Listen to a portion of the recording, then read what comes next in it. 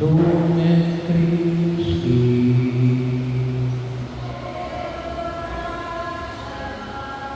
So patuloy po natin pinaglililayan ang liwanag ni Kristo ngayong ika-4 na linggo ng muling pagkabuhay. At ang kaya na ipinapahayag sa atin ay ang mabuting pastor. Si Jesus ang mabuting pastor. Pero hindi lamang si Jesus ang mabuting pastor, ang araw na ipinapamanig sa akin ni Alin. Aking katulad niyang maging mabuting pastor. Mabuting pastor versus yung kung tawagin natin huwag na pastor o maaari kung tawag ako sa ibangin natin ay mga pagnanakaw at tulisan. So, pwede sa panahon na yun rin, scammer. So, bahagi yun, pangungunahan ka. Sa una yun, akala mo tutulungan ka.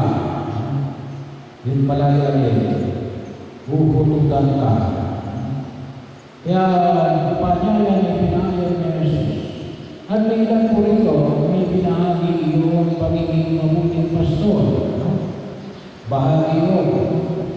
Ang isa sa mga binibigyan ng Pilipino ay tinatawag niya ang kanyang mga tupa sa kanilang pangalan. Nakikilala. Hindi lang mo nakikilala kapag may eleksyon o kapag may kailangan. Bahagi ko, kasama-sama sa hirap at ginawa, sa dusa at ligaya, bahagi na kung saan ay makita natin. At ang mabigat pa rin ay inilalabas sa kulungan, bakit inilalabas? Ay para makakain na damo na kung tawagin natin ay mayamang pastulan at banis na maiinuman, malinis na tubig. Ay kinukulong naman para ng protektahan sa mga asong lupa at tulad na po na ipinamanig sa mga tulisan at mga magnanakaw. Bahagi yun. At siya ay nauna. Ibig sabihin, talagang Pangulo na bahagi, hindi nga sa likod lang. Hindi yung suporta lang. Talaga yung siya yung nangunguna. Siya yung unang tumitingin. At siya yung unang nakakakita ng sitwasyon na pinabibilangan. Kaya bahagi yun kung saan yung nakita natin. At dito rin, ito naman nagiging mali. Yung tinatawag na hindi dumadaan. Ito ay tawagin natin dumadaan sa pintuan, sa kulungang pintuan. Kilala ng batang pinto. Bahagi na kasi may nagbabantay nyo sa mga tupa. Iba yung mga nagpapasok. So, para hindi yun. Bawal ang sukat. Alam naman natin yung panahon na ito. Sabi naman natin, ay hindi lamang yung kailangan ng alam kung ano yung tama at mali. Kung ano yung nararapat at hindi nararapat, kinakailangan nyo natin yung pamamaraan para makamit ang nararapat. Pinamahalaga rin mo na magpapalagay. Well, maliwanag ko sa mga unang pagbasa sa mga gawa ng mga apostol, narinig natin si San Pedro. Anong sabi ni San Pedro? Maniwala kayo kay Jesus na siya tunay tunay na magliligtas sa atin. Siya ang buhay na walang hanggan. Sa ikalawang pagbasa nyo, si Pedro yung nagsasalita, pero doon mismo sa mga sulat niya, yung unang pagbasa kasi gawa ng mga apostol, Acts of the Apostles. Sa ikalawang pagbasa nyo, yung sulat mismo ni San Pedro. May tatlong sulat si San Pedro sa Bagong Tipan. At ito yung tatlong ito, kung kayo po ay nakapagbabasa ng banal na kasulatan, ito po yung pinakamaikli. Kung makikita niyo sa banal na kasulatan, maaaring ito ay 1 page lang, lalong-lalo na yung ikatlong aklat, ikatlong sulat ng San Pedro, hanggang 3 pages. So, bahagi yun. At anong sinasabi niya doon? Yung pamamaraan na ginamit na Jesus. Yung pamamaraan ng kababaan ng loob. Yung pamamaraan ng hindi paghihiganti. Yung mapayapang pamamaraan. Bahagi yun, napakahalaga yun.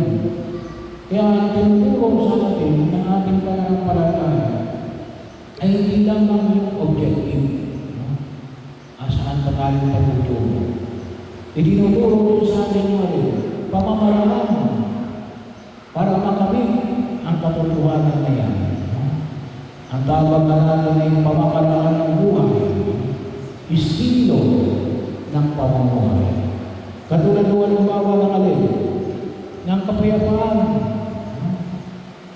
Lahat naman gusto ng mapayapa.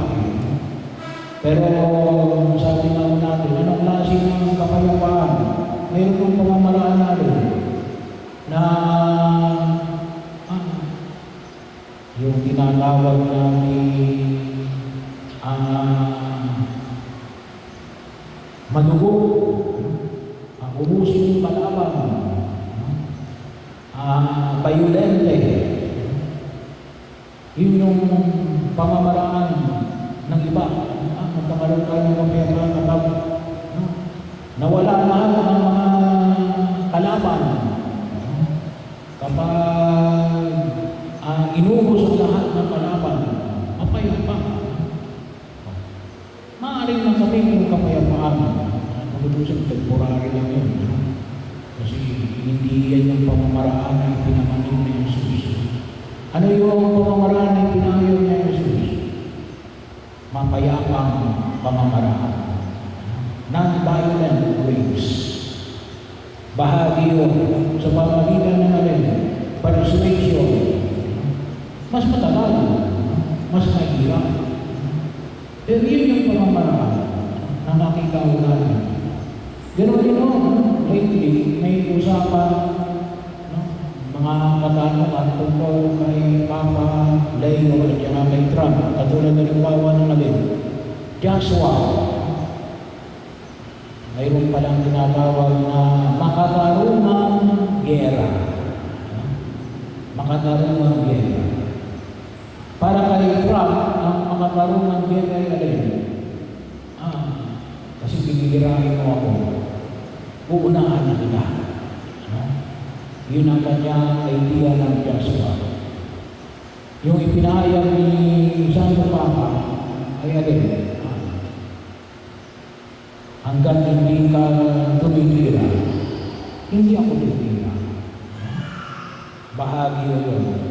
Yung kay Trump ay alin? Preemptive. Pero yung bagay yung makatarunang gera, sa pamantayan ng sangayon sa turo ng ating pananampalataya ay hindi. Paano mahirap naman yun? Pinakailangan ko ng hihirahin ka para pumiyan. Tinigmaan ng tao yun. Kasi may maliwanag natin, may direct assault. Hindi lamang salita. Pero yun, yung pamantayan ng simbahan. Ganon din ang halimbawa, sabi nga natin, sa kapag-usapan ay yumaman. Lahat naman gusto yumaman. Sabi nga natin, walang shortcut. Kasi bahagi yun. Kaya kung tayo po ay nagkakaroon ng usapin sa corruption, gusto natin ng shortcut. O di kaya yung iba, para magkaroon ng corruption, yung mabilis pinagkatagalan. Bakit pinagkatagalan? Kasi gusto ng lagayin. Pero pwede namang pabilisin. Humihingi ng lagay, kaya hindi kagad ibinibigay. Bahagi mo yan na kung saan kinakailangan ng paglabanan. Pareho na kayo yayaman. Pero mas maigi yung lumamamanin. Kapag hindi ka nagdagaya, hindi ka nagkukulang, hindi mo inaapakan ng ibang tao. At yun ang ibig sabihin, may pinamanig na Jesus. Ano ang lain niya ang ibigay? Yung buhay na gano'n at kasiya-siya. Kasi pwede na mayaman ka, marami kang pera, pero hindi ka makatulog sa gabi. No? Bakit? Ay gawa ng mga padulas na ginamit mo, nakakagdag ka ng lupa. Kung minsan nakita mo natin, bakit nakakuha ito ng titulo ng lupa? Nasa iyo yung isang titulo. Bakit nagkaroon ng dalawang titulo yung lupa? Yung isa, sigurado pwede. Bakit nakakuha ng pwede? Mayroong binayaran. Yun ang kanyang pamamaraan.